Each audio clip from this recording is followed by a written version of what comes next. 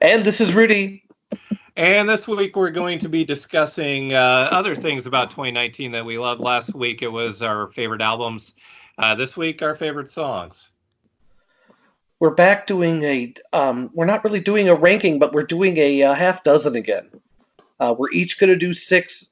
We had a couple of ground rules. It couldn't just be like new to us. It had to actually be new and released in the year 2019. So while we ourselves are old fossils, we're going to wade into what is current. And for the most part, I think I've avoided just new music by old bands, but we will see. We shall see. I think we're not calling these a ranking, but we're each going to bring at least six we want to talk about to the table today. Yeah, at least six. Like it's going to be more than that. But anyway, stay tuned. All right, this one you may well know, you may not know it, and if you don't know it, I really don't know where you've been. You forgot? Forgot the magnetism of Robin Zander or the charisma of Rick Nielsen? That's kid stuff. It's just come up to 5:35 a.m. Kommen Sie bitte und listen to Kraftwerk. I don't know, man. I kind of like Van Halen. Well, yeah, Plum, you do. And you know why you do? Because corporate America is shoving something down your throat and making you believe it because that's what they want you to believe. I mean... Okay, buddy. I was just trying to cheer us up, so go ahead. Put on some old sad bastard music, see if I care. That was Big Yellow Taxi by Joni Mitchell, a song in which Joni complains that they paved Paradise to put up a parking lot. A measure which actually would have alleviated traffic congestion on the outskirts of Paradise, something which Joni singularly fails to point out, perhaps because it doesn't quite fit in with her blinkered view of the world. Nevertheless, nice song. How about the tunes? I want you to want me. The Dream Police. Da-na-na-na-na-na-na. Your mama's alright. Your daddy's alright. I get by because the people make a special effort to shop here. Mostly young men who spend all their time looking for deleted Smith singles and original, not re-released underline Frank Zappa albums. Gang. Yes. I mean, look, you can play an E pentatonic scale at 100 miles an hour till somebody's ears burn off. You can learn that, right? But finding the tangents within the framework, therein lies the artistry, man. God made your ears. You didn't make them. You gonna argue with God's ears? If it sound good and it feel good, then it's musical. So play it like I say play it. From the top. That was Sweating Lunatic Iggy Pop, part of our Tuesday night punk pack, which is climaxing at midnight with Madness. This is Norfolk Nights with Alan Partridge, and we're in the middle of Super Talk. Super Talk! All right, I defer, sir. Youth before beauty. Okay, so this is how we're going to do it. We're talking about our favorite songs today, and last week we talked about our favorite albums, and certainly to this point, there are a few things we've talked about a lot. So we're going to kind of clear the decks a little bit to begin with. We're going to maybe, I don't want to use the word rehash, but what's a better word? Well, let's touch on and revisit a few high points, because to the point we were talking earlier is, a lot of the songs that are our favorite songs came from our favorite albums. We've already talked about the favorite albums, but giving a shout out to a few songs here and there without beating a dead horse, I think is fine. I think we're good. Yeah, and so we'll start by doing that. I mean, of course, our favorite album of the year, our shared favorite, just total agreement. We may not have world peace, but we do have peace. We do have peace among the two parties here, and we agreed on Purple Mountain's self-titled debut, of course, David Berman's final album, and I have two songs that are right at the top of my list for 2019, and I mean at the very top. So we aren't doing rankings because we're already, for me anyway, I'm already starting off with my two favorite songs of the year, which is All My Happiness Is Gone, and That's Just the Way That I Feel. We both agreed on the album, but I think we actually like different parts of it for different reasons. Sure. Again, I have nothing but good things to say about the whole record. I find that my favorite song is starting to move around a little bit. Snow is Falling has been among my favorites for the longest period of time. I'm gonna give a shout out to She's Making Friends, I'm Turning Stranger. It's introduction, or the first verse is so hilarious that I listen to it sometimes just to hear the first verse. It's so I think anyway. I'm not going to recite his lyrics; they're his. But I'm going to put it. I don't think we've talked about She's Making Friends, I'm Turning Stranger. One of my favorite David Berman lines. So there's not a dud on it. Any song you picked, I would have been in agreement with. And at one time or another, I think almost every song on this album will be a favorite of mine before I'm done. Yeah, and I would say the number 3 on this album, the other one that could have made my favorite songs, would be Storyline Fever. That's another of my favorites from this album. My favorites, my very favorites from the album haven't really strayed from those three. But I totally get what you're saying, where it kind of moves around, and that is the mark of a good album, or a great album, I should say. Yeah, I haven't had a chance to listen to this album in the summertime, so this is going to I might pack it away after the holidays, and then I'm going to pull it out in a big way in spring. I'm excited. I have, in the spirit of what you were saying, I've talked about the Ride album, that came out this year, and I don't need to rehash it. And I think I've talked about the song Repetition enough times too. But I just, you don't have to be a Ride fan to dig this album. And if you are a Ride fan, start with the song Repetition. And then the other one that I was on my list that would have, if we were doing a ranking, I would say we're top 10. But we've talked about so much already. Is Beck Saw Lightning. I think is up there. It would have definitely been top 5. I do have one more Beck related nug to share. There is current new news on the Beck front worth sharing. The new album that he put out, which I believe is called Inner Space, I think it's called Hyperspace. Sorry, Hyperspace was issued on cassette. So big news for you there. If you want, I could probably still get it for you for Christmas. I have to say, I'm all for the vinyl revival. Try saying that 10 times fast. But no, I can't get on board with the cassettes. I was more than happy to say goodbye to that format when we did that the first time. I don't get it. I don't get the cassette thing. I would say this.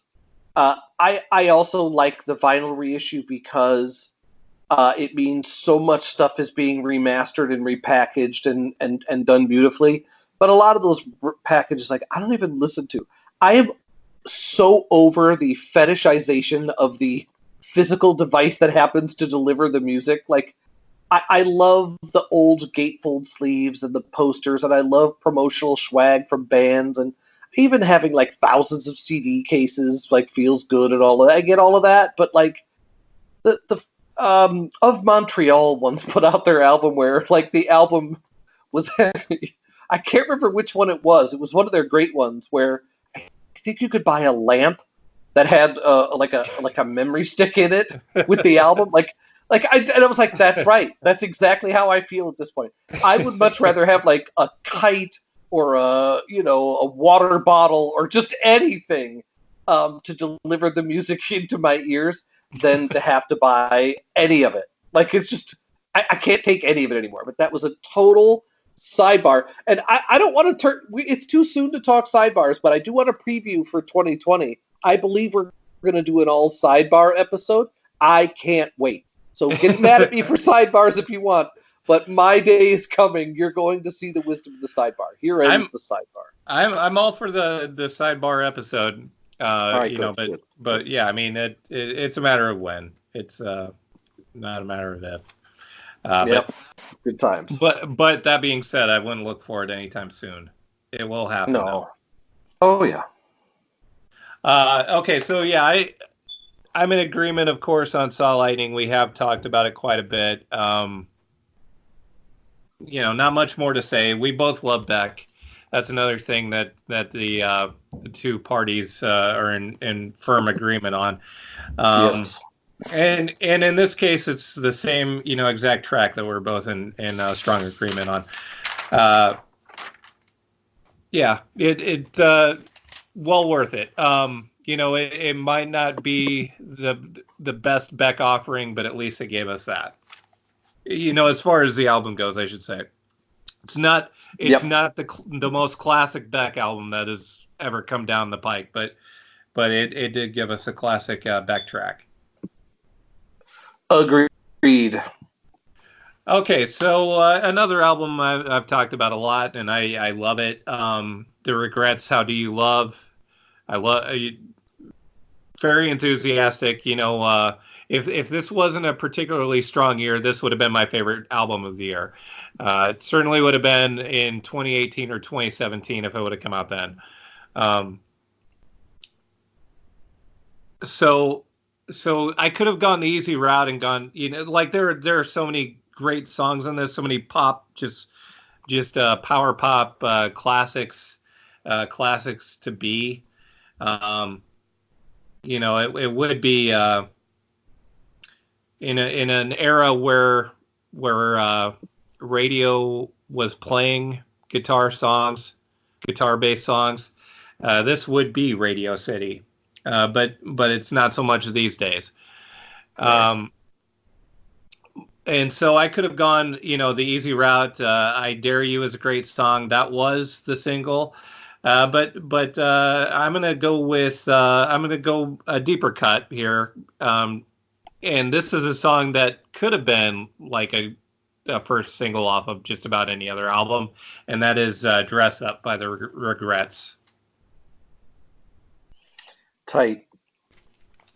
I don't have a ton else from my.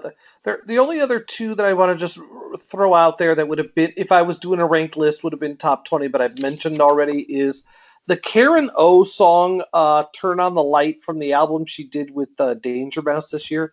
Turn on the Light's really good. And I mentioned it already, so I don't want to dwell on that. And I also just go throw one more in for Black Mountain. License to Drive is the first single. Black Mountain is always good for one killer singer per album, even if the rest of the album is kind of schmaltzy or iffy. Everything they do, they're good for at least one killer single, and they absolutely delivered License to Drive by Black Mountain. And then everything else for me for the year is from stuff that was not on a favorite album. So, but again, we're not ranking. We could come as go as we please, but for me, it's all new from here on out. Yeah, I'm not going to have as much from stuff that is on my favorite album. So you did mention Danger Mouse, so I'm going to next throw out Michael Kiwanuka, who collaborated with Danger Mouse on his latest album, Kiwanuka. You Ain't the Problem is the track I'm going to focus on for that album. You know, like all of the others, a lot more than just one great track on the album, but this is the one I'm going to single out for the purposes of our show this evening. Yeah, my friend who likes ecstatic dance. I really hate that feature on Spotify where other people can see what you're listening to, but my dude friend who loves ecstatic dance has been hitting that Michael Kiwanuka album super hard recently. Yeah. So that's two folks endorsing it. I got to dive back in. Yeah, you do. Yeah, it is great. And yeah, I mean, I think it's his best so far. It's also, I think, worth, you know, going back to his other two albums as well. Yeah. All right. Well, I'm just gonna jump around my list a little bit, and I want to give a shout out to Cool Keith, who I don't know. I have kind of mixed feelings. Like, Cool Keith is touched. Like, he's a great rapper. He's done some classic stuff, but he's done some off the wall stuff, and he's done some stuff that offends the modern sensibility, shall we say? And I think he puts out hundreds and hundreds of songs. And only a very small number of them really are stellar. But he did one this year with "Be Real" from Cypress Hill called "Zero Fucks." I find myself listening to more often than I that stupid Spotify list that comes out and tells you what you've listened to. I thought that song would be on it more than it was. It doesn't mix well, I'll put it that way. So, I want to give a shout out for Cool Keith. Cool Keith has been doing rap for about as long as rap has been done. There aren't a ton of the first generation or maybe second generation at best New York rappers who still put out music that is at least adjacent to relevant. It's not that the kids certainly aren't listening to Cool Keith by any means, but he keeps trying, he keeps doing new stuff, and I thought Zero Fucks was pretty good this year. And when did you start listening to it? What, him or that song? That song. Oh, I don't know. I'd have to look. It definitely came out. I could swear it was in one of my Oh my God, are you catching me? Oh no, it came out in 2019. Yeah, so, I mean, it's just because we're talking about my list. I realized from looking at my Spotify list for 2019 that it didn't really add anything that came maybe sometime in October and after.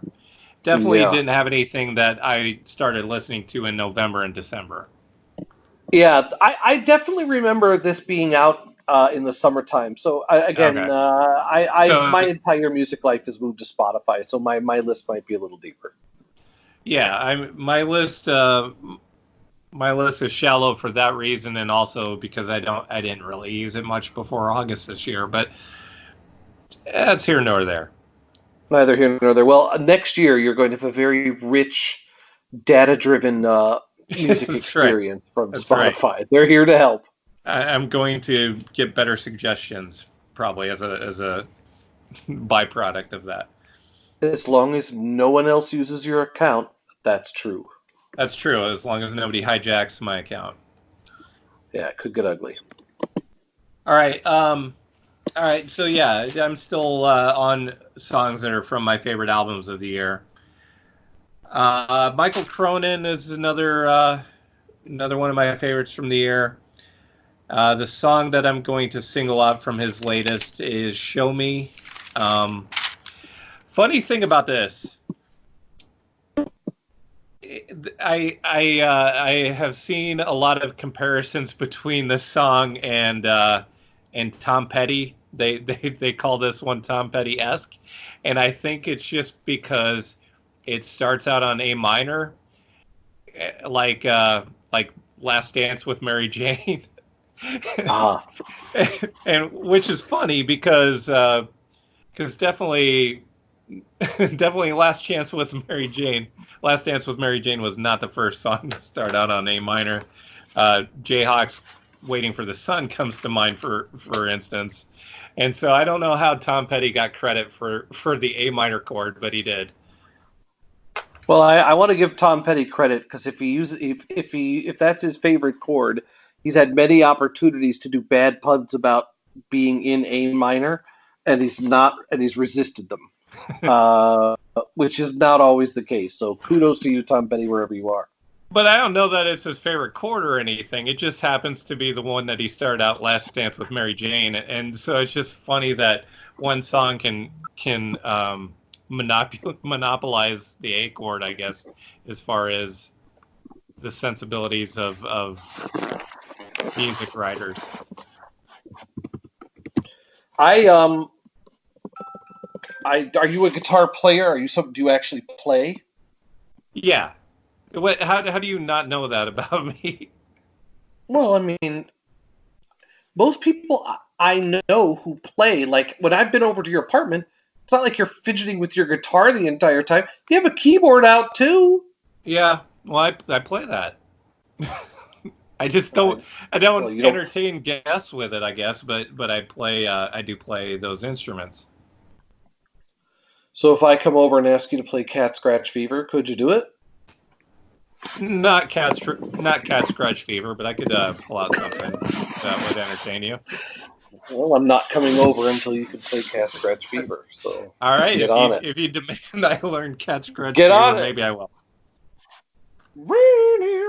All right. I actually totally forgot. My favorite song from the year is from an album I've already mentioned, so I do have one more, and I have to jump in. And I'm not going to beat a dead horse with it necessarily, but Dream Syndicate is usually not a band I spend a ton of time following.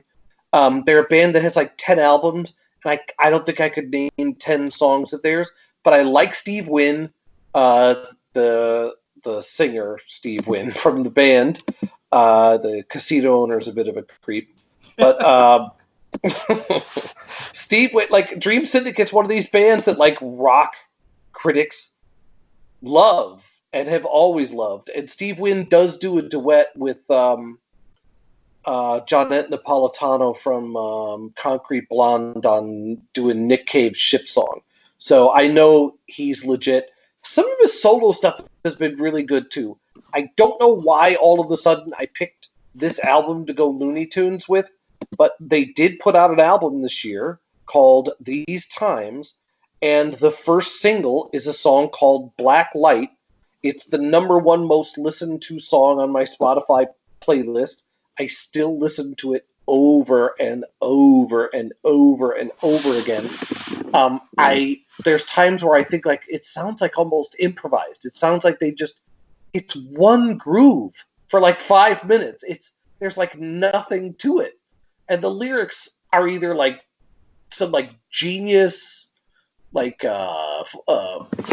just random, like he's in like Steve Wynn in like some flow state or something, and he just like just dropping this very interesting wordplay, or I don't know what it is, but I cannot crack the enigma. It's a dark little song. It's one little riff.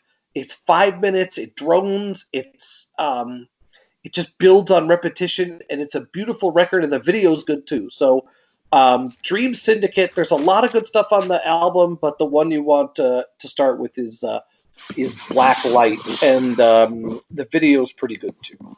Just saying, if you have time. It's one groove under a nation. Yes.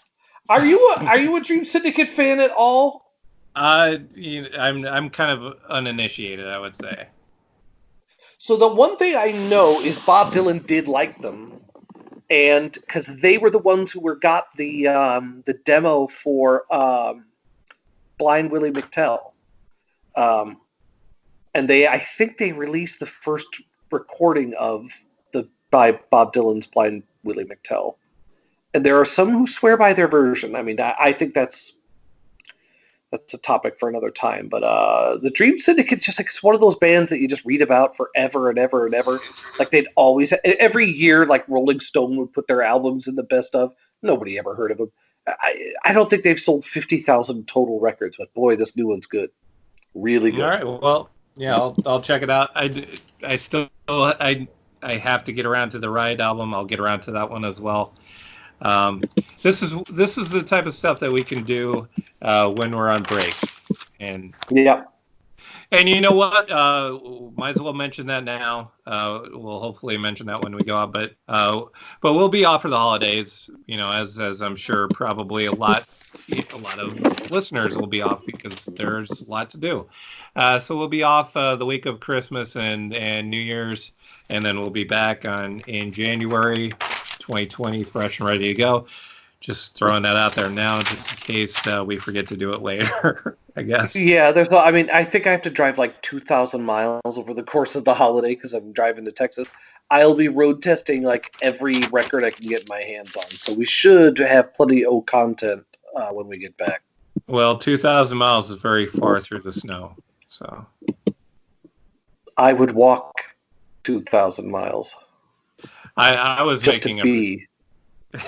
I was making a Pretenders reference. But I guess it's a medley. I lost. It is. That's right. It's a medley. Okay, so yeah, more of my favorite albums with songs from my favorite albums. So Angel Olsen had a great album this year, and I think my favorite from it is maybe a little bit is not going to be the common favorite from this album, but my favorite is What It Is, and it kind of has a little bit of a T-Rex feel to it in the rhythm. It's kind of a jaunty rhythm. To me, it's very T-Rex esque. I think that requires maybe more than a surface knowledge of T-Rex though to really understand what I'm talking about. But well worth checking out, either checking out the Angel Olsen song or checking out T-Rex if you are not up on the T-Rex catalog. She's having a big year. She's definitely, I'm telling you, she's going to be big. Big decade. Big decade. I do want to stress, as much as I like this album, probably my third favorite Angel Olsen album. So yeah. So whatever you want to say about this one, if you are into this one a lot, definitely go into her back catalog. Yep, I haven't heard a dud yet. I'm going to, up next, I'm going to go with a song. I know nothing about this guy. I had a couple songs of his on an old playlist of mine. I'm probably not even pronouncing his name correctly. Hadi El Khatib. I always originally sort of lumped him in, and this is terrible because it's really unfair, but like the first couple records I heard of his reminded me of like the White Stripes type, the genre, that very, very stripped down, very retro, not even 3 chords. It's more like 2 chord type of a thing. Real primitive, real primal, early throwback stuff. And I like that stuff, but I can't take it in huge doses. Like, the only band like that I really, really have been able to tolerate in large doses is the White Stripes. So I don't really know a ton about him, but this year he had a song called Power Struggle. He's not huge on albums. He puts out lots of one-off, A-side only singles. And I thought this one was really particularly good, and it wasn't just like the 2 chords in a dream chintz. Like it had some nuance and texture to it. I mean, it was a bit backward looking and had like first gen synth type arrangement to it, but I can forgive that. He's really good. I'm not sure exactly what he's done. Some interesting duets, and he's had some interesting guest spots. So he's on the radar. I don't know if he's going to break through because he's rock. I know it's like sort of glib or a hot take to say like is rock and roll dead, but for rock and roll to come back and be like a frontline art form again in American culture is going to take a pretty big revival of one type or another. Like it's, and I just don't see it coming. But if it was going to happen, I think Mr. Hadi El Khatib is one to watch there. I've never heard a bad thing by him, and when he's good, he's fucking great. And I thought this song was fucking great. And it's just a single called Power Struggle from this year. Well, I hate to go to Billy Joel for anything really. I do. What did I do? Well, exactly. But you brought this upon us all. It's like saying Beetlejuice 3 times. But again, I hate the fact that I have to go to Billy Joel for this, but there is some truth to it's still rock and roll to me. I don't really look at I never really look at the new thing as this is like the new thing. I always look at it as it's just a continuation. It's all a continuation. Yeah, but Smells Like Teen Spirit was A like a continuation. bombshell. It was a continuation. Yeah, but it was a complete restatement of a Pixies song. No. Yeah, Kurt Cobain said that. Yeah, I know, but they Nirvana wore their influences on their sleeves. Killing Joke's '80s is just as got to be like. I actually think "Come as You Are" is a much more blatant ripoff of Killing Joke than "Smells Like Teen Spirit" is of the Pixies. Like if you, it's still, but the point is, it's a continuation. It's all a continuation. Are you really suggesting that you don't see that sometimes rock has has added momentum behind it? It captures a moment. Like, I don't know what moment rock can capture at this point. It's just not. It's not going to be at the cultural vanguard. There's not really anything to. I don't know. I don't know. Maybe I hope I'm wrong. I hope another huge rock album happens. I'm not betting the bank on it. Yeah, I don't know. I've never seen. I can't think of anything that I see as like true revolution, and unless you go all the way back to,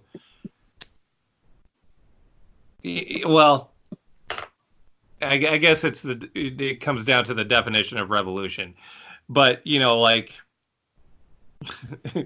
Chuck Berry was revolutionary, and but it's all kind of a continuation. Even Chuck Berry was.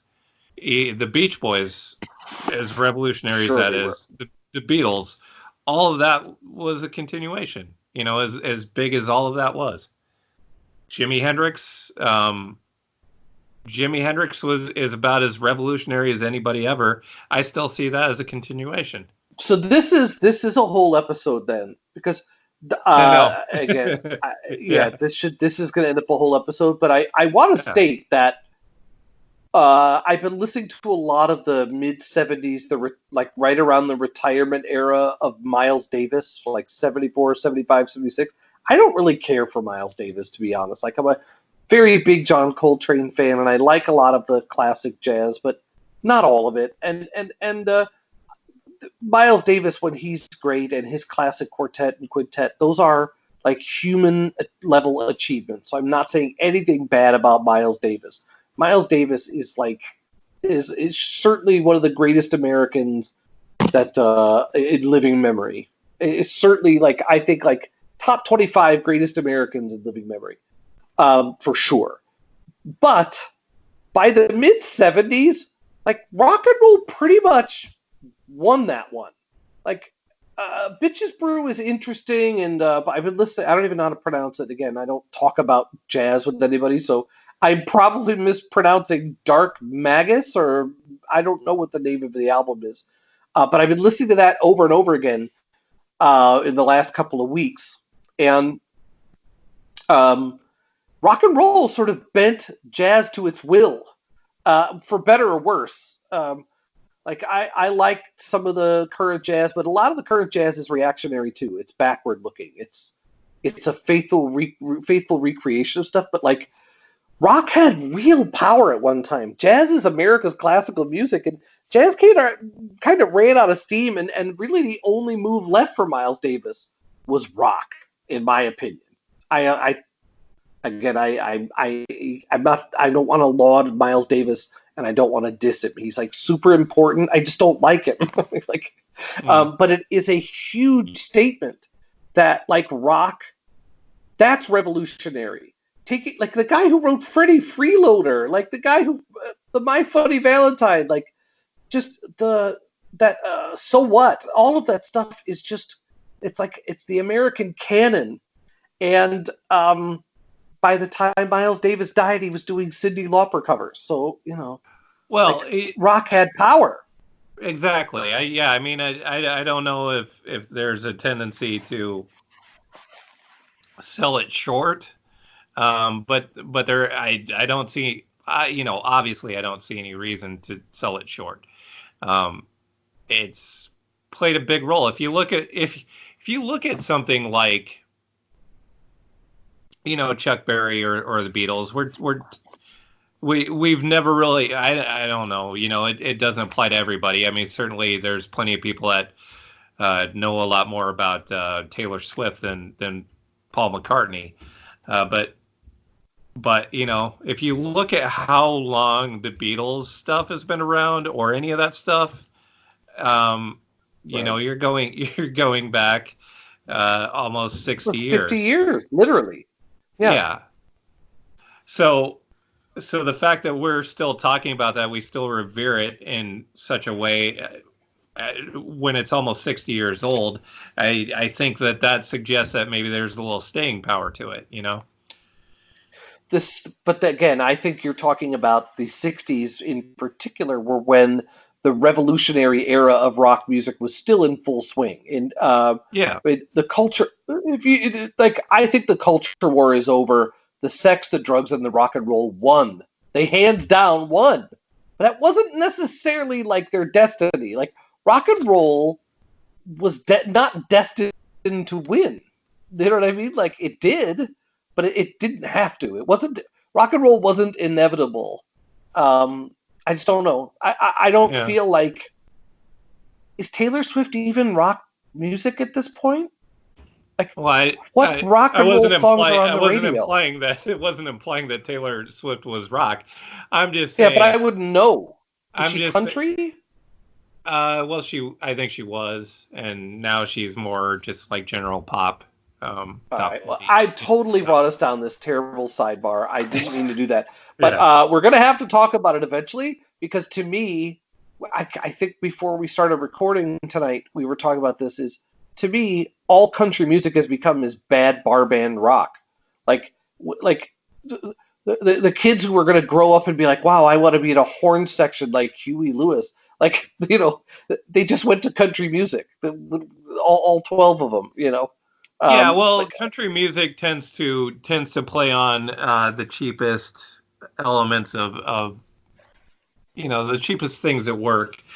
Pulling out a catchphrase, a lot of it seems to be about drinking and whatever, and not just drinking, but just getting flat out drunk, and that sort of thing, just playing on just the most trivial elements of life.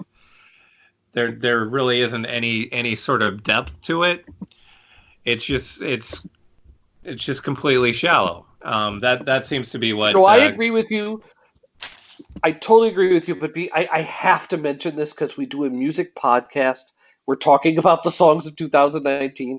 We haven't talked about Old Town Road even once, have we? Well, we haven't talked about a lot of things even once. We haven't talked about things that we really love even once, actually, because we just haven't gotten around to a lot of things yet. But all right. Yeah, because in a way, that's a very interesting, from an anthropological or maybe sociological point of view, that's a very interesting song. Okay, right? Go on. Elaborate. Well, I mean, isn't it a fairly revolutionary event that it's a gay black guy has easily the biggest country song of the year, and probably the biggest song of the year is a country song from a gay black man. Does that not represent to you like a wow, things really might be changing? Like, wow, we might get out of this after all. That didn't strike you as that as a.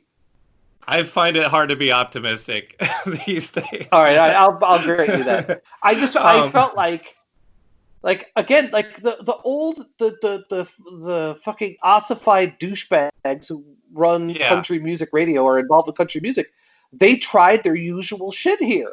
The shit that they did to the Dixie Chicks, they tried to pull out here. Yeah, they got fucking curb stomped. Yeah, and I don't know a whole lot about that. I have surface knowledge of what you're talking about. And yeah, of course, that's what you would expect to happen, unfortunately. Yeah, I think you probably have a good point. That it is sort of an event, a significant event. I know the song just because you can't avoid it, but I don't think I've ever listened to it by choice. I will try to listen to it by choice over the holidays. I'm sure I'll hear it at weddings and stuff, and I'll be like, oh, that's fun or whatever. But it would never make a list of mine because I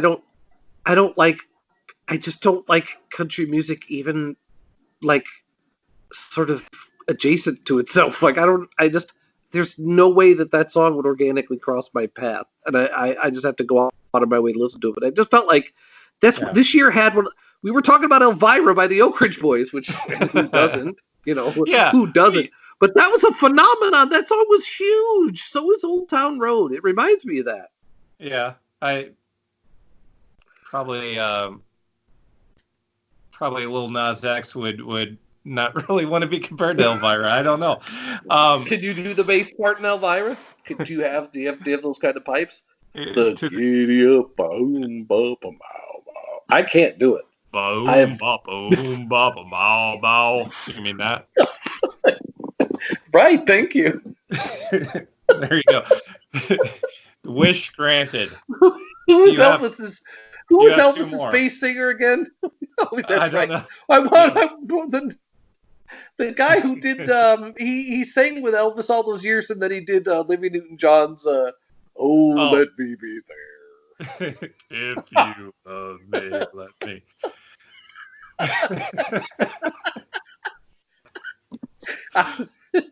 That is the worst. By the way, I've destroyed the show. You can write to me with your hate letters if you want. It's a good way to cap off 2019, isn't it? It was inevitable. I'm sorry. I repent of all of it. Go on. But I mean, really, it's a drop in the bucket. Talking about things we haven't talked about yet. Because if just on the mention of country, like there's tons of things. I don't know that we've really.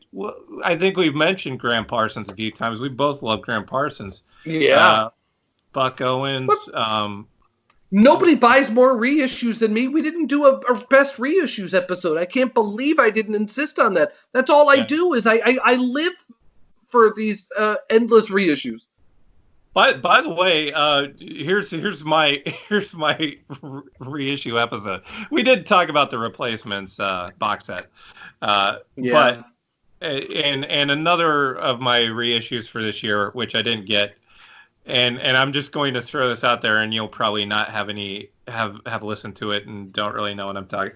Have you listened to the Alex Chilton single that came out for Record Store Day? No. Okay. Is it good? Well, I don't understand why it came out. It's basically it seems like aborted takes of songs, that there are good takes of that I don't even think have been released, and yet they released aborted takes of them, where it's just like it breaks down after 2 minutes.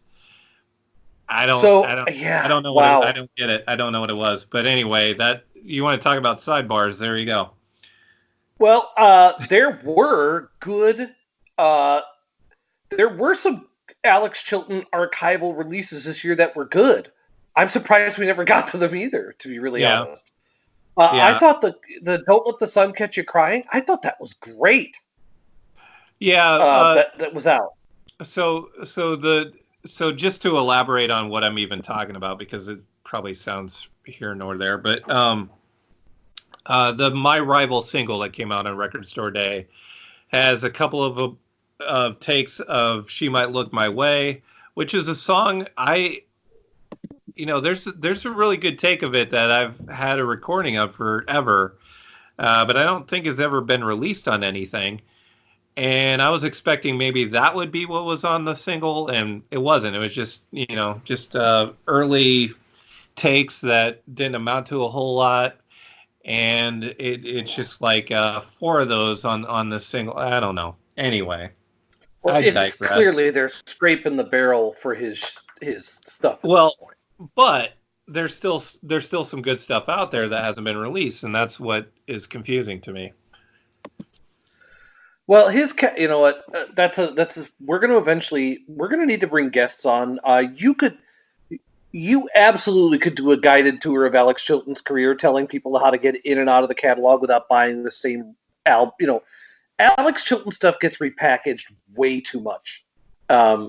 and you can end up being like, oh God, I bought another album. It's the same thing, like there's a lot of archival stuff of him. The quality control is really low, and they continue to churn stuff out.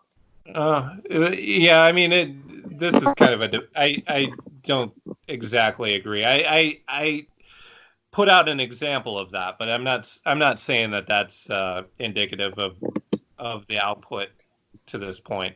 This is just a particular release I didn't get in any way. Well, let me just ask you this before we go back to our regularly scheduled program. Okay. Don't you think he's rolling over in his grave that his some overproduced version of Lost My Job is being released? Like, don't you think he's rolling over in his grave? I don't know how much he concerned himself with that, but I don't know. This is an example of another thing, though, that we both love and we have not talked about much on the show, and that's Big Star and Alex Shelton. We will definitely get to it. I'm sure there'll be more issues of them too. I guess this is just kind of a preview of what to look forward in 2020 because we certainly will get around to this stuff. Yeah, look, and anybody any complaint, we go by. Keep in mind that Bob Dylan's prime era bootleg discs are out this year, and 2 massive Prince reissues came out this year. So I admit I've beaten Bob Dylan and Prince into the ground this year, but both 1999 and Purple Rain were done in super deluxe editions, plus all those demos for Prince.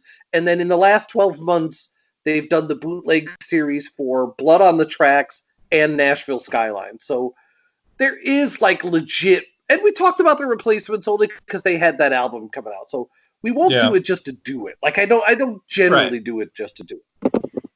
Yeah, it happens organically.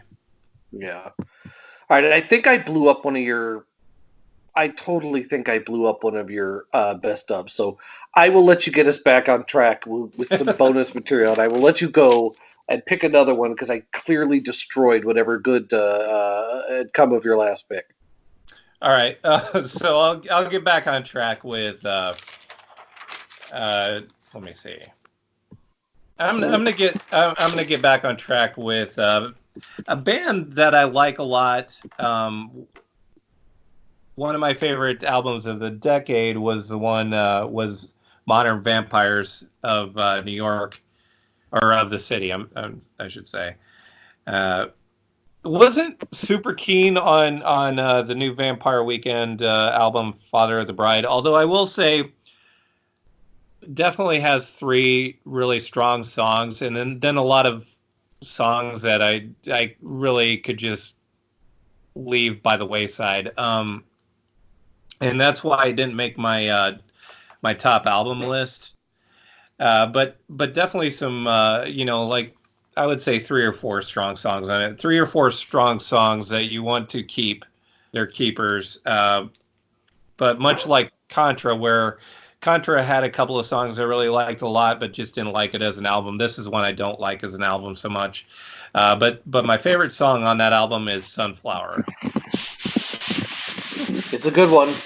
Yeah.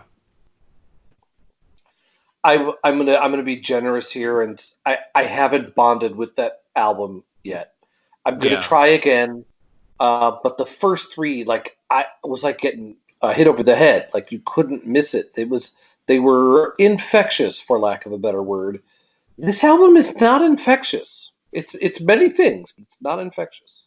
Yeah, it's one to cherry pick. I cherry pick.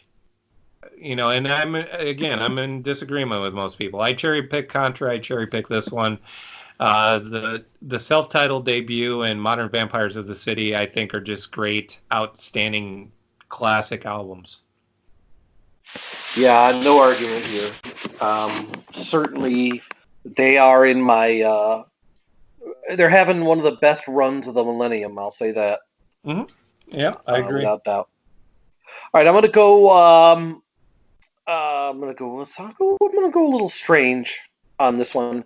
So I know I should know this stuff. I just don't.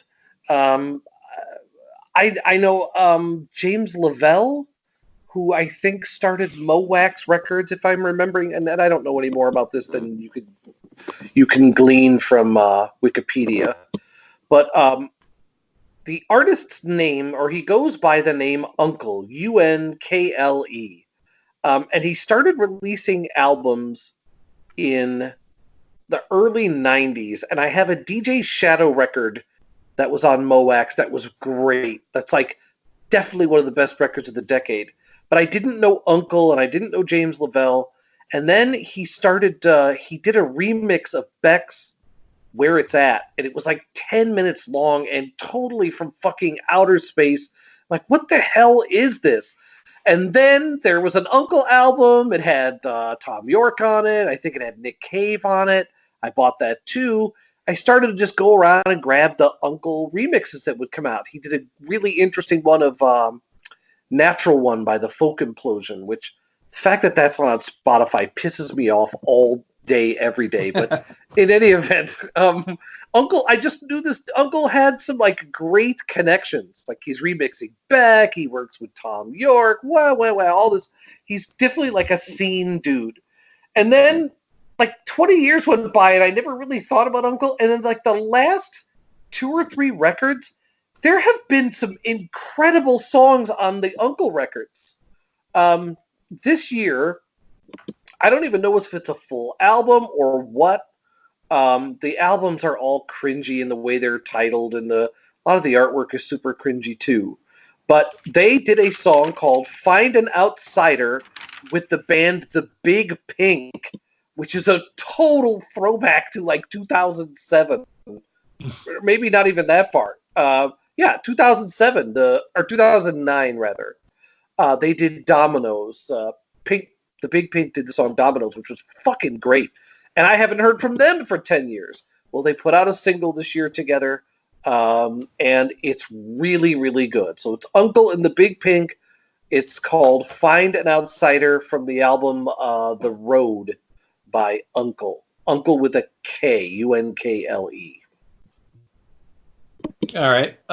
So I guess my next song is actually also on one of my favorite albums of the year. If we go into my top 10, but it wasn't in my top 6, and technically that's what we did last week. We did a top 6. So this is the song 17 from the album "Remind Me Tomorrow" by Sharon Van Etten.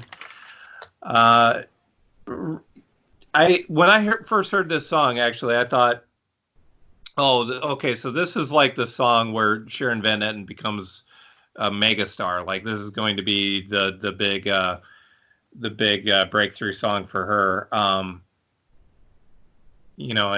naturally, I'll admit, that I'm one of those people that it gets mixed feelings when they hear that song that they think is going to break into the mainstream.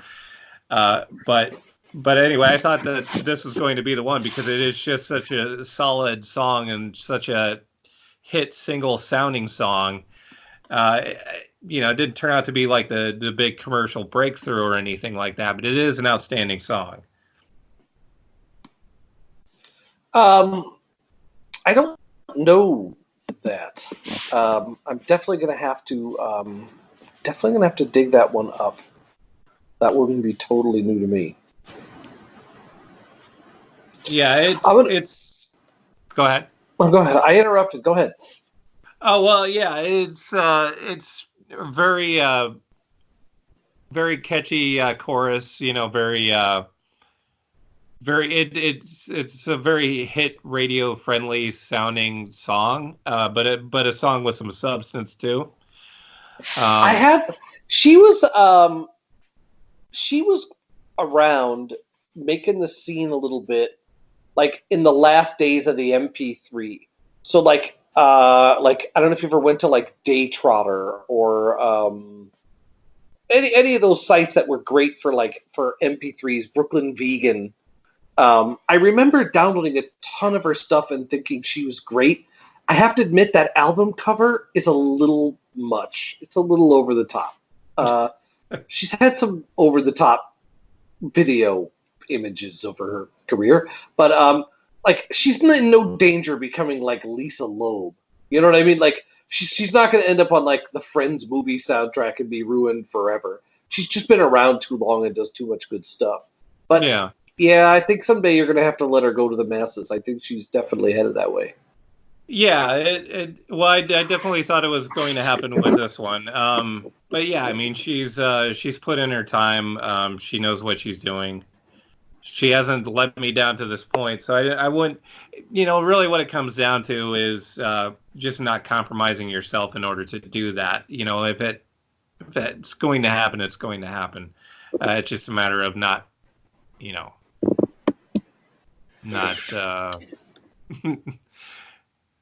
I was trying to come up with a song, with an example of a song that would be like that, but it really wasn't coming to mind.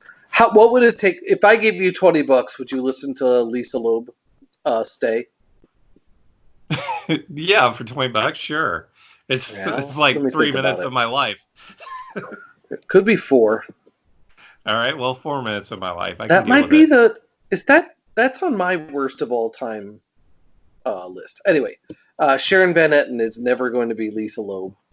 You don't have to worry. She there's only so far she'd fall. I've lost track of how many we have left. You know what? Not to sidebar this, but it wouldn't be Lisa Loeb. Sidebar Lisa Loeb. It wouldn't be Lisa Loeb. It would be like when Liz Phair went to that trying. Yeah, we didn't talk about Liz Phair either. I did not buy that box set of hers, and it's out of print. It went out of print like almost the instant it came out. I think she had some big reissues this year, and she had her book come out this year. We didn't talk about her at all. Well, I mean, it was before we started doing the show that all that was going on. I guess that's true. You hold it against her though. You're not.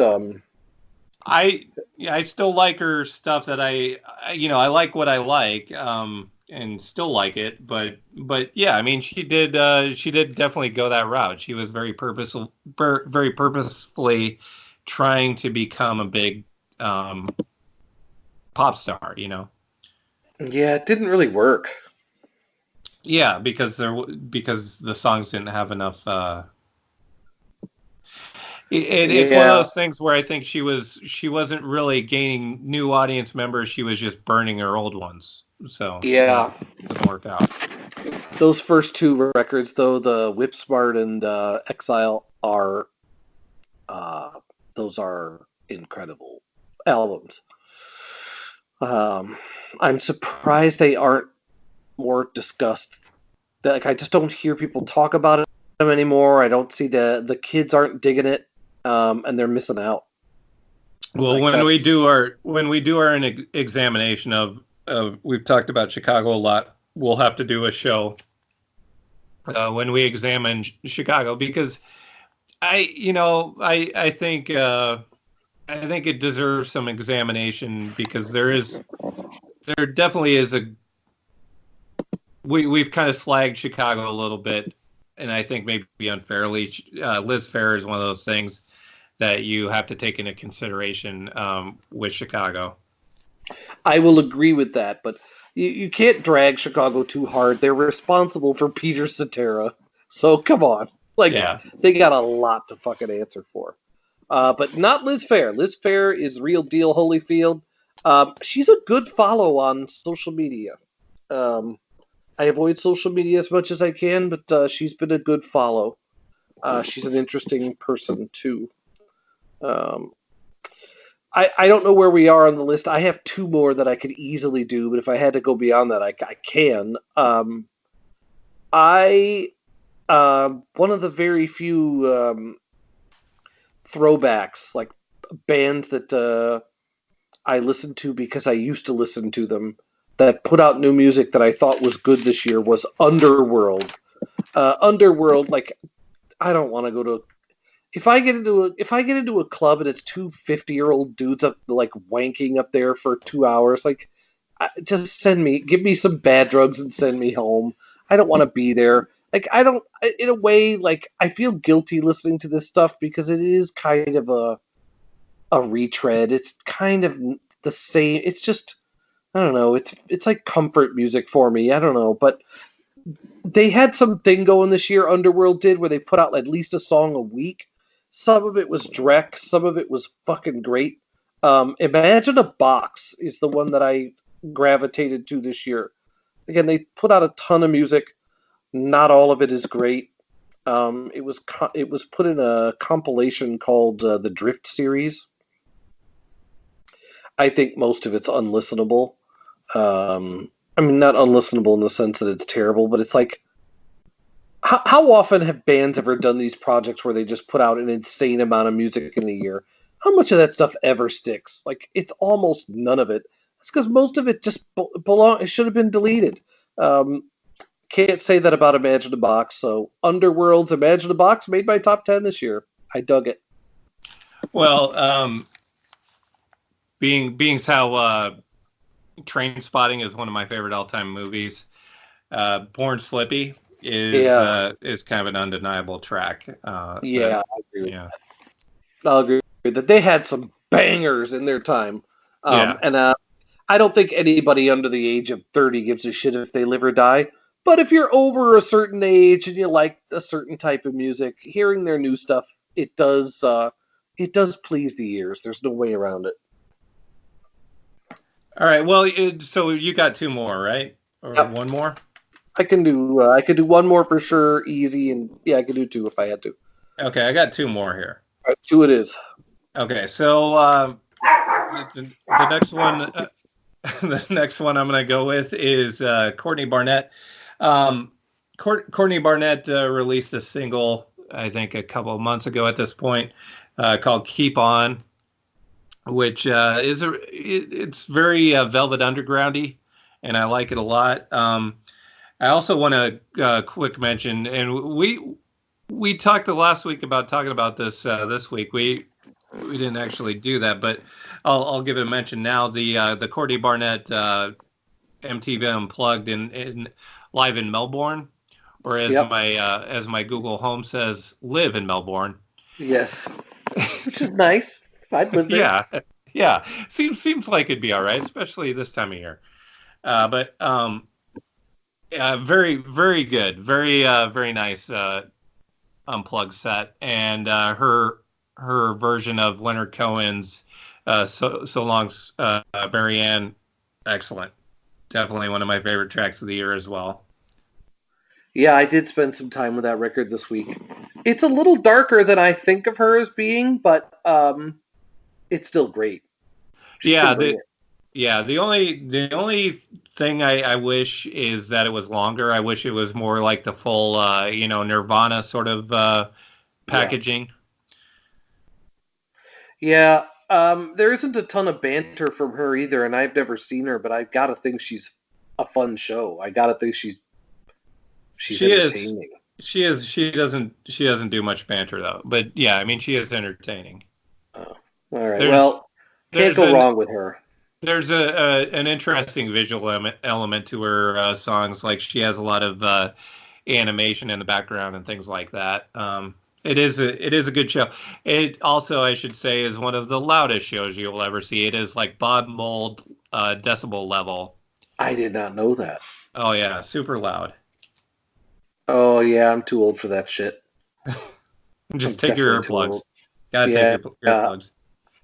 Yeah, I feel terrible. I live in New York City and I don't go to shows. I went through Polestar looking for stuff that's coming, and I don't want to see Rat.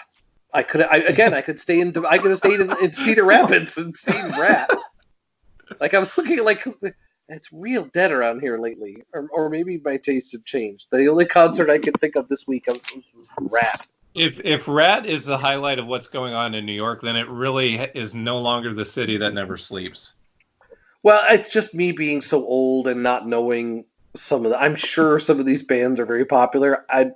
I usually try to use the name of the venue to determine how popular the band is, but most of the venues have turned over here too since I last was a nightlife participant. So it's probably just me.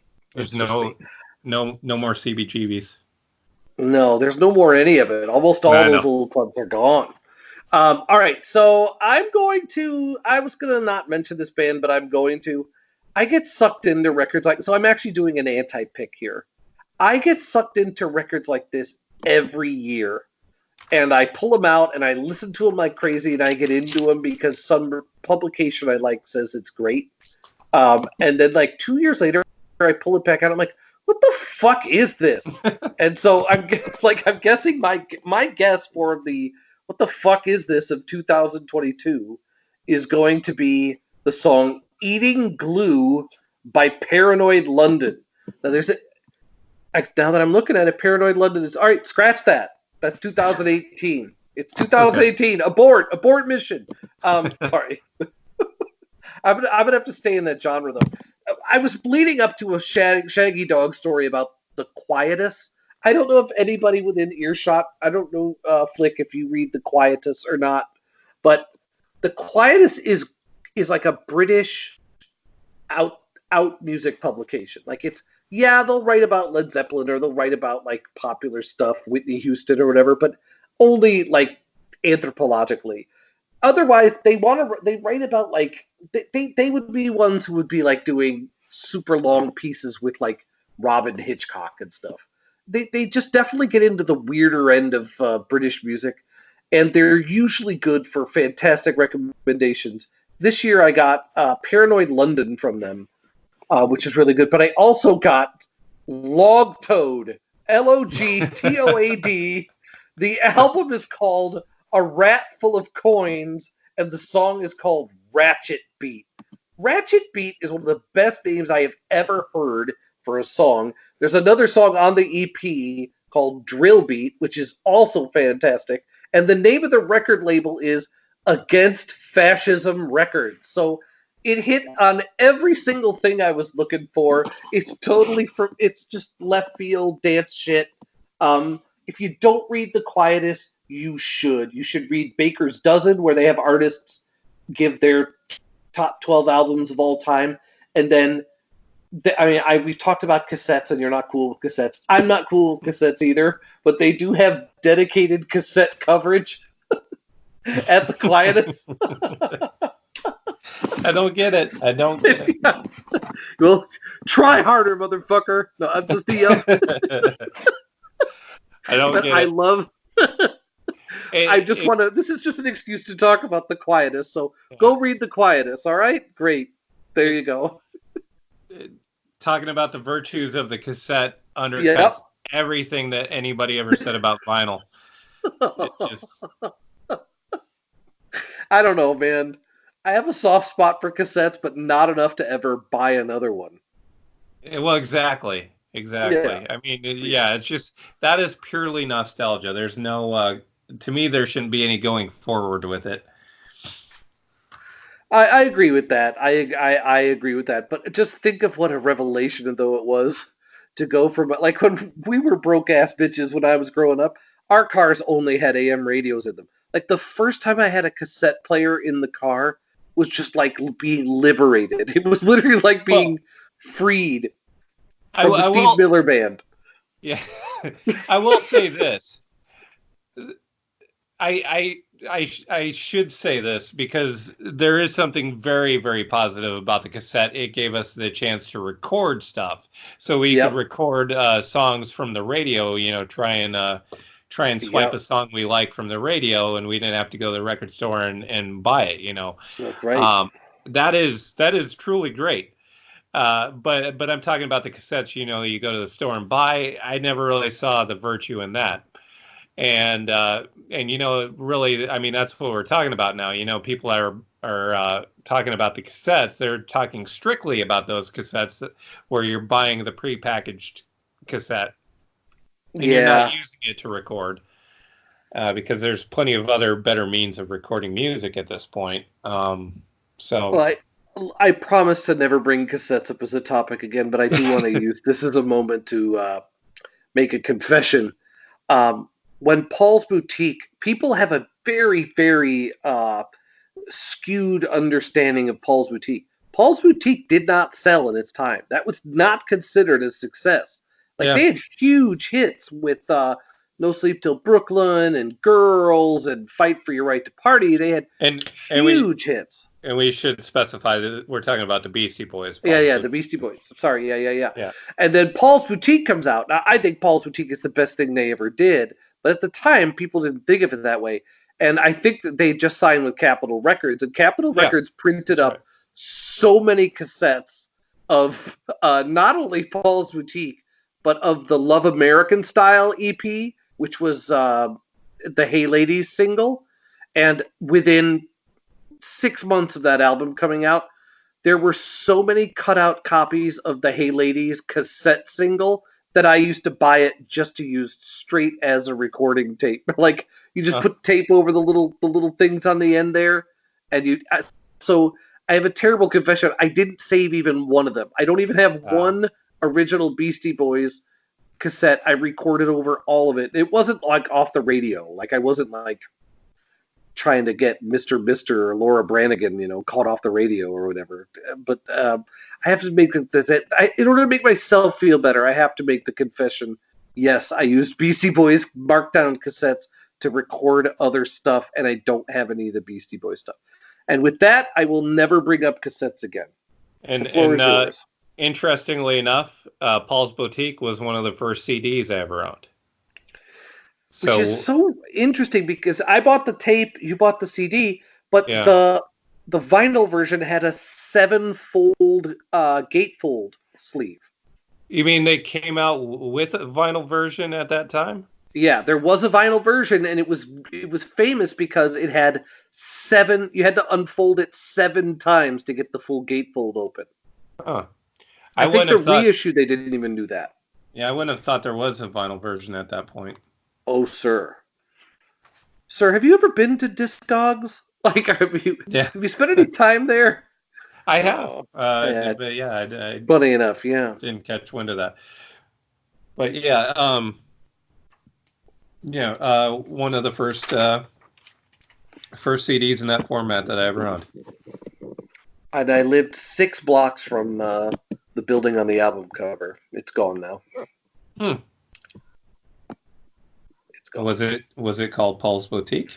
No, Paul's Boutique was in Brooklyn, but the building on the cover was about a block away from Cat's Deli on the Lower East Side in New York, and it looked just like that, probably to like 2000, into the 2000s. Interesting. Oh, I have terrible news. I went through the East Village and the Joe Strummer mural is down.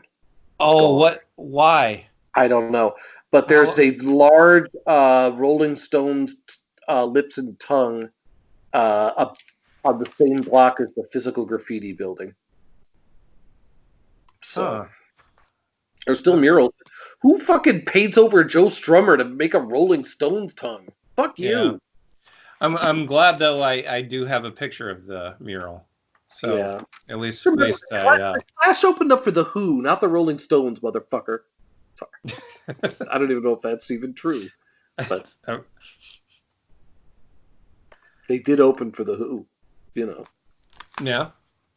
We got to talk about the Who too. But anyway, we're not doing a ranked order, so we're not down to number 1, but we're down to our final pick, the final one we want to talk about. What say you?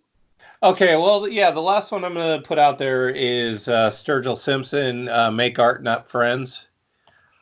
Sturgill Simpson with a very, very interesting album called Ronin that he came out with in September, I believe. Yep. And it's very interesting. Going into it, you really don't know what to expect.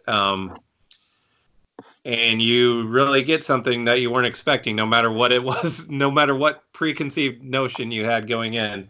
It isn't going to be the album that you're thinking it's going to be, because it is really all over the place. He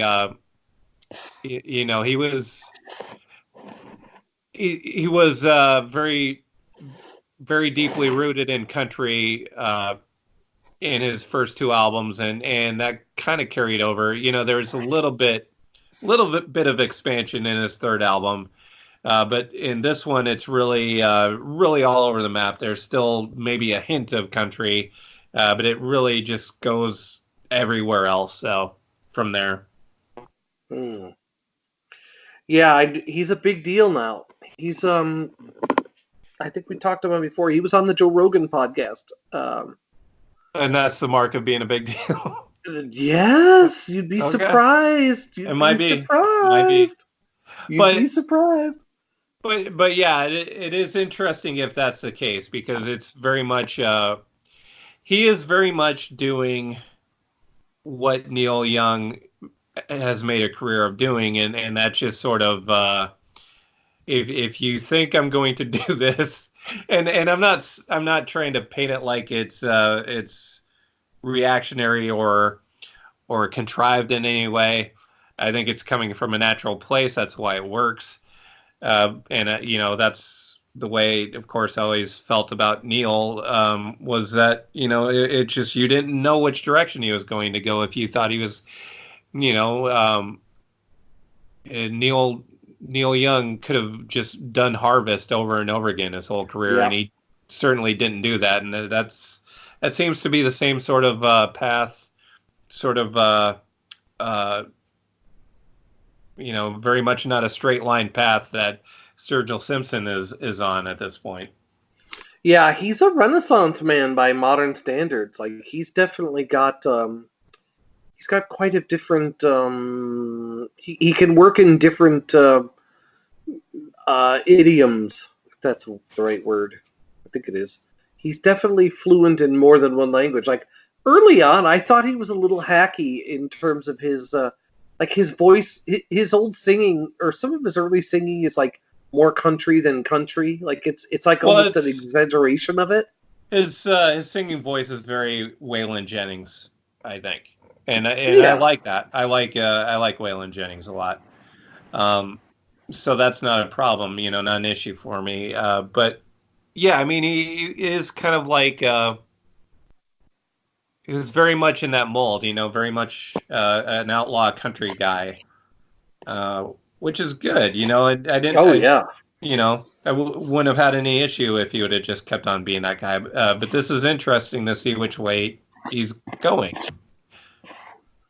Yeah, he's definitely got the capability of going mainstream, and I think he's pretty close. And the fact that he writes so much of his own stuff and does good covers, pretty good.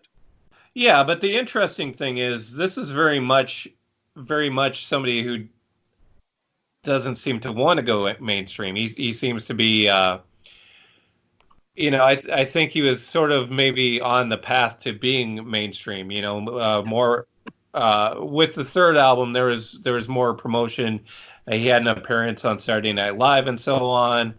And I think this album is kind of a reaction to that, where it's just sort of like, well, yeah, the music business is really shady and disgusting, and What happened? the audio just dropped out. Oh no, we lost our audio. No, I was talking about your audio just now. It dropped out. Oh, talking. That's even worse, because my audio dropped out trying to cover other audio that has dropped out. This episode is getting very meta. Yeah. That said, please continue on the subject of Mr. Sturgill Simpson.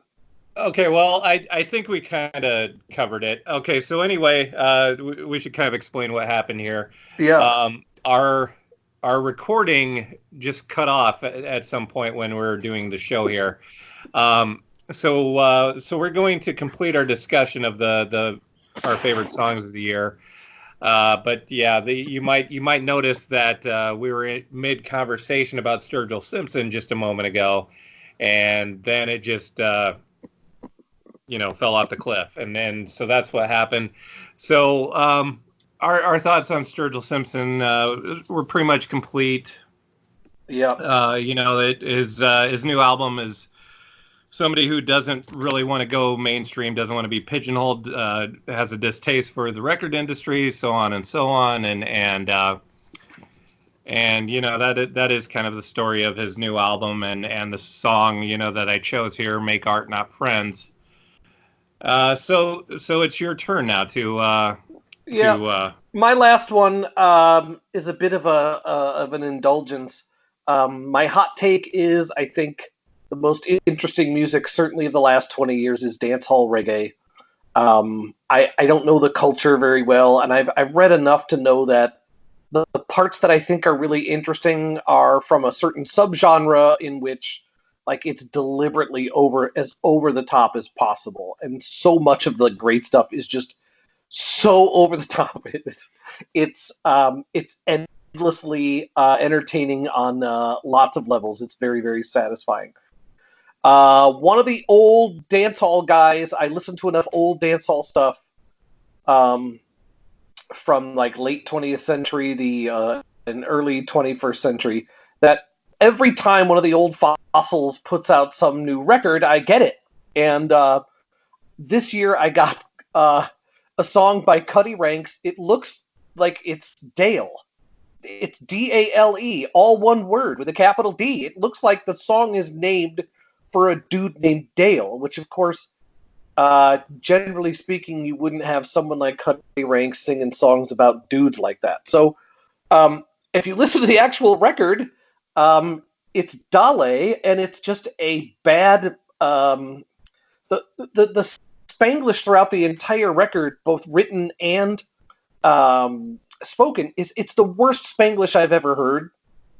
It's absolutely just it's like I for a dude who's against slack. There's a lot of slack on this record by his standards, but in any event, it's a lot of like bad double entendres and just sort of cheap, bad translation dictionary, come on lines. And in a lot of ways, like for him, he's like goofing around a little bit with it. But the beat is fucking great. It's based on the original.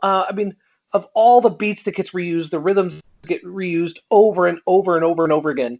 Shaka Demus and Pliers' "Murder She Wrote" has to be the most used one, and this is one of the most creative reuses as I've ever heard. So to me, like, yeah, because I like the old stuff. This is an old guy who was classic.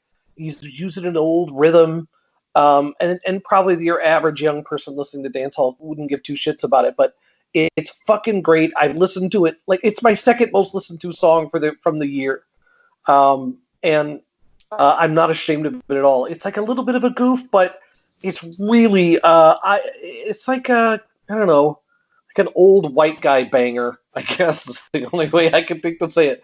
The only thing I can say before dropping the topic here is maybe don't go out of your way to watch the video. I'll just leave it at that. So Cuddy Ranks Dale is my. I'm going to put that up as my final of my top songs of the year. Okay. And my last song of the year is XX and their song "Rainbow Shiner." We actually mentioned it, I think, on the first show I think that we did. Yeah. Where I was kind of comparing the guitar work on this song to Aliyah by Donnie Iris. Yeah, we did. We've talked about Donnie Iris on this program. It's true. Yeah, that's right. That's right. But not to revisit Donnie Iris, just to revisit XX here. It's a great song. But really, like, honestly, Donnie Iris might be well forgotten by history, but he's alive. He lives on in XX's work. Yeah. And it's a great album. It is one of my top 10. It isn't one of my top 6, so that's why I'm mentioning it here. But a great album, great song. Check it out. XX definitely has that late 70s, early 80s sort of. I would say power pop / new wave. That sort of era of rock. It has that feel to it. I don't know if it's a great omen for us to have the last artist we talk about this year be Donnie Iris, but well, technically it isn't. Technically it's XX, but That's true. Or he's like our penultimate, which the word penultimate is misused so often it sounds That's like right. the ultimate. Yeah, So that's right. Donnie Iris is our penultimate band, and in so many ways he is the ultimate. If I put you on the spot and just ask for a hot take, if you're going to a desert island with only one Donnie Iris song, and I'll give you three: Aaliyah, Love Is Like a Rock, and the rapper by his original band, the Jaggers. I don't know if you've ever heard the rapper. Oh, It's sure. yeah, that's him Yeah. too. So you could take the rapper, Aaliyah, or Love Is Like a Rock to a desert island. Which one do you take? I'm gonna go with Aaliyah. Wow, that's a very you made a very quick, definite choice. For me, this is very hard. This is really hard. Yeah. Because Love Is Like a Rock has a great like sing along chorus. And I don't know, he wasn't a total meathead. And he basically was like, I don't know, stuff. You know what though? It's that intro. It's the intro to Aaliyah that is kind of the thing. So if we're going to go further in this comparison between that song and this XX song, yeah, you know how you hear the picks on the strings in that intro. They even do that. XX is even doing that here. Like you can hear the picks on, the little pick scrapes. So it's kind of funny how that stuff is, how XX breathes some life into that. You would think it's just maybe a thing of the past, but I commend and applaud them for it. But yeah, Love Is Like a Rock certainly that has its place, but I'm gonna go with Aaliyah. All right. Well, Aaliyah has that great intro, but it also has that just absolutely sweet vocal harmony in the chorus. That's right. But it's very sweet, but there's just a tiny little tinge of darkness to it.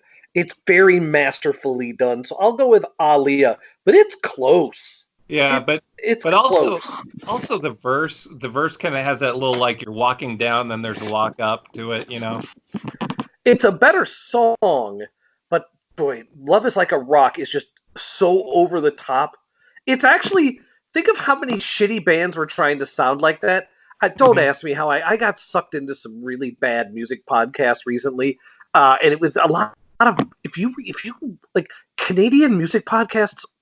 They are still wanting to talk about Glass Tiger and Bryan Adams and Loverboy and like that. Those are actual topics. So I can't feel too bad talking about Donnie Iris, but you had basically like Loverboy working that same territory at the same time. You had Slade. Slade absolutely can write a great pop song. They were having a big renaissance then too. There were a lot of Aldo Nova. There was a lot of this like hard rock on some CBS affiliated record label. And I know it's CBS because this stuff always ended up as Nice Price or was on the Record Club that you could always get from the CBS Record Club. But anyway, long story short, you gotta give Donnie Iris credit. He actually, of the genre, Love Is Like a Rock is a pretty damn good song, and I think it holds up better than anything. What from Loverboy holds up better? Maybe Turn Me Loose? Maybe? Yeah, Turn Me Loose. The Desert Island Loverboy song is Turn Me Loose, and there's like no second option. Yeah. I mean, yeah, I guess, Working for the Weekend has its fans. I'm not one of them. I think Turn Me Loose is pretty good. I'm going to give Donnie Iris a tiara and a sash as our penultimate artist for discussion. Well, now he really is our ultimate because we've extended that conversation to the point. No, not we. I did that, and I apologize to everybody. I already know I'm in the emotional bank debtor column. I'm starting the new year off, or I'm ending the year on a real low here by prolonging the discussion of Donnie Iris. I'm not ashamed. If you go listen to those songs and you don't like them, fuck you. How about that? Yeah, you know what? They're in our rotation now. I just put them there. But all right, sold. I'll let it go. Okay, but you know what? We even managed to give the Canadian podcast a run for their money with our Loverboy discussion. You can disavow it. I want to talk about Loverboy. I'll do 2 hours on Loverboy. I will fucking do 2 hours. I'll do an hour on Almost Paradise by Mike Reno and Ann Wilson, or whichever the Wilson. Yeah, I'll do an, you might be having a monologue for that. All right. Well, I'll take it under advisement for now. It's in abeyance. I'm going to put that decision in abeyance, but I reserve the right to talk about. I'll do a 3-hour solo show of Loverboy and Mike Reno solo work. Yeah, I would say to the Canadian podcasters then, and you know, I feel a certain kinship with Canadians, without a doubt. You like, but I gotta say, if you're discussing Glass Tiger and Bryan Adams, maybe spend a little bit more time with Neil Young and Leonard Cohen. Yeah, Arcade Fire, Destroyer, Wolf Parade, Sloan, Gord's Gold. Hell, even Celine Dion. I don't know. Gord's Gold that's great. If only I'd waited a little longer so that Wreck of the Edmund Fitzgerald could have been on Gord's Gold Volume 1. You really would have had everything.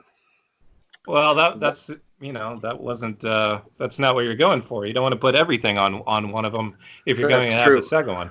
It's too much of a good thing, I guess, too. I mean, how much gold from Gord can one take in a sitting? That's right. All right. That's who we should end the year on. Gordon fucking Lightfoot, Wreck of the Edmund Fitzgerald forever. It's been a fun year. It's going to be a fun year coming up. We don't have our content sorted out for the new year. We'll be back in 2 weeks. Wait, before you go on, I should. Oh yeah. I should tell my Gordon Lightfoot story quickly. You must. Yes, of course. If you have one, you've got to share. Yeah, so I have a good friend in Toronto, and I visited him in Toronto. Let me see. I guess it was 3 years ago, and he kind of showed me around to. It wasn't my first time to Toronto, but there was still some places I haven't seen. So he showed me around to all the music venues and everything like that, and we go to Massey Hall, and who might be doing a long residency at Massey Hall? None other than Gordon Lightfoot. It was so quintessentially Canada. Wow, you went, didn't you? Please tell me you stayed. No, I didn't. No, the story isn't that good. The story just ends there. But I was very pleased that the first time I ever saw Massey Hall, Gordon Lightfoot was doing a residency there. So it just. Well, I spent most of this year working in Detroit, and I ended up leaving on the weekends. But if on my short list of things to do, if I had been stuck there for a weekend, was to drive to wherever the Sailors Maritime Cathedral is, where the church bell rang, the church bell chimed till it rang 29 times for each man on the Edmund Fitzgerald. When you and I went up to Detroit, I don't know why we didn't think about Gord's Gold when we were there. We missed that. We're going to have to go back. There's a lot there since we went. All right. All right, I'm down. That's maybe we should make that our first road trip. It's halfway between. It's literally halfway for both of us. Like we could meet in the middle, literally. Both could get there in a day's drive. I say we do our first field trip in Detroit. Well, I think we should do it during baseball season. Go to a Tigers game, probably. Yeah. We went. It was that was a great stadium. That's a great game. Mm-hmm. Yeah. All right, I'm sold. It sounds like we have a big plans coming for the new year. Big plans. Indeed, 2020. Look out. Yeah, and hopefully we'll see you some. Yeah, Detroit's. Boy, that'd be a lot of fun. I'm diggity down. All right, best to everybody for Happy New Year's. And I have a slogan. I have a slogan to throw out there. Yes. And since I interrupted you, it better be good. No, it doesn't have to be. You interrupted a discussion of Loverboy and Donnie Iris. No, but here it is. Foresight 2020. Okay. Wow, you should go into like copywriting. Yeah, be an ad guy. Yeah, be a madman. That's right. Be a madman. All right, madman. I will see you in 2020. See you then. Laters. Laters.